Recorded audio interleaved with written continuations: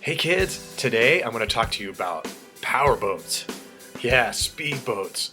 You know, back in the late 70s, 80s, there was a big push to build these big, really fast boats, and that's what they call them, GoFast boats. It was so that the narcos could get their drugs up into Miami, and they needed the fastest boats they could get so they could outrun the cops. And what they did was they put these huge engines in these boats, and they made these really streamlined, really long boats that could handle the big waves of the open ocean. And they put massive engines with thousands of horsepower. We're talking 1,000, 2,000 plus horsepower. Two engines that were like dragster engines in these boats, just so they could go across the open ocean.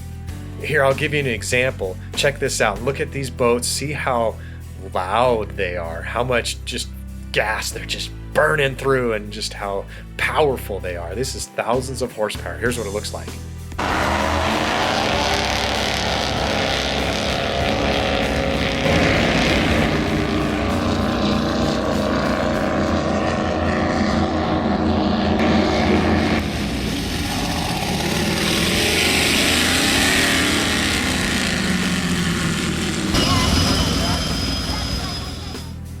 These powerful boats could reach really fast speeds out on the open ocean, like 30 to 40 knots, which is really fast. And when the water's smooth, they could even get up to the 80 knot range. That's really fast. And guess what? I actually have a key. I have a key to something that goes just as fast, and I'm going to show it to you. I'm going to go warm it up.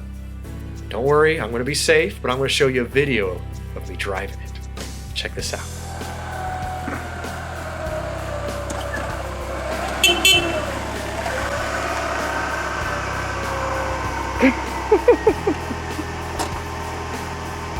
You might be thinking that's a joke, but it's actually true.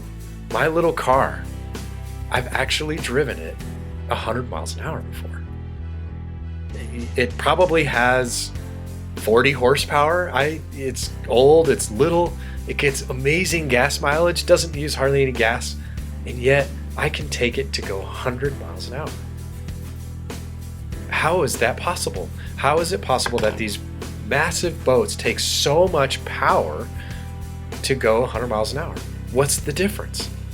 The difference is resistance. These powerful boats use all that power. They need all that horsepower to push through the water, the heavy water that they're surrounded in, and that the big waves. That's why out on the open ocean, they can hardly do 50, 60 miles an hour at most, because of all that resistance of the waves. They're getting blown and tossed about by the waves, and they're powering their way through it with thousands and thousands of horsepower.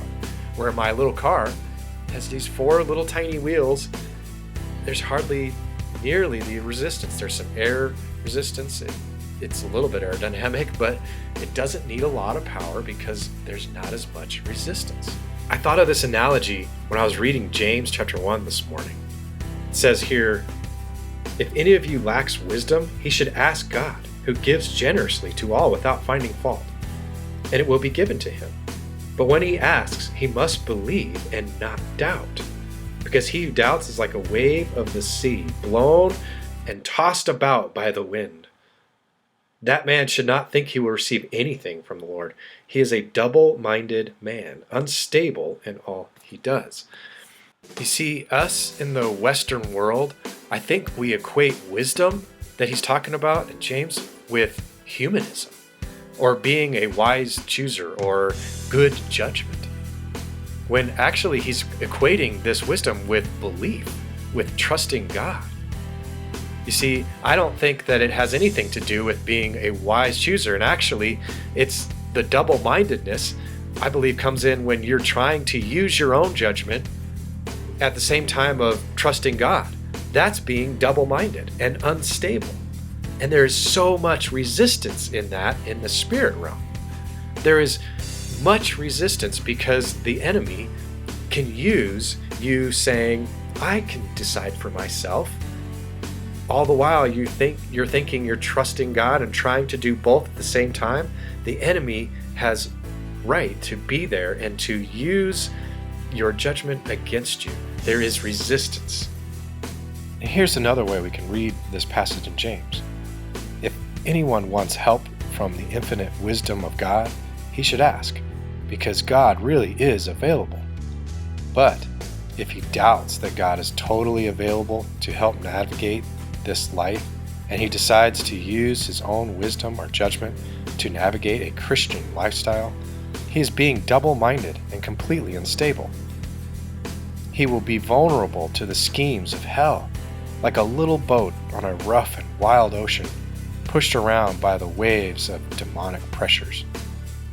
That man shall truly miss out, and should not expect the exciting and peaceful life that is the way of Jesus.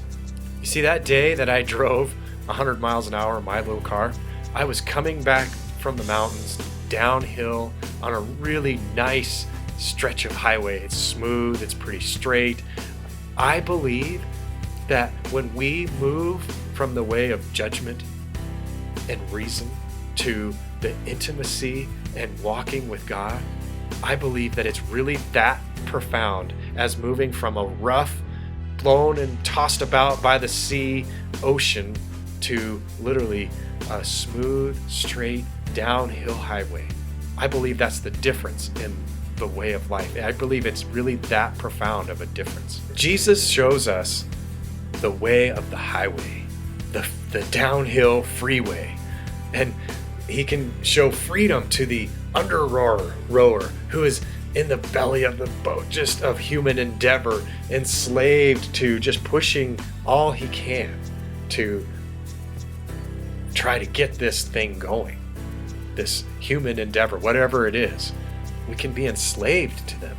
But Jesus shows us the way of yada with Father, where we get to be free to move and live directed by the infinite one. I think of the story of when Jesus is teaching, and it says in the gospel there's a couple times where this crowd around him actually get so angry and I believe demonically inspired to want to kill him. And this crowd surrounding him, they want to stone him or throw him off a cliff, and they're surrounding him, and yet Jesus walks right through the crowd. And it says that no one lays a hand on him. You know, he probably knows, one day I'm going to be put to death, but today's not the day. And he just walks right through the crowd. I believe that this is a picture of that downhill freeway that we get to walk with God when we are in yada and connection with God. God will show us the secrets of the devil. He will show us how he is resisting us, and we get to just navigate through that resistance with God. You know, instead of using all this horsepower of willpower to just fight our way through this resistance, we get to just navigate through it easily and simply through peace.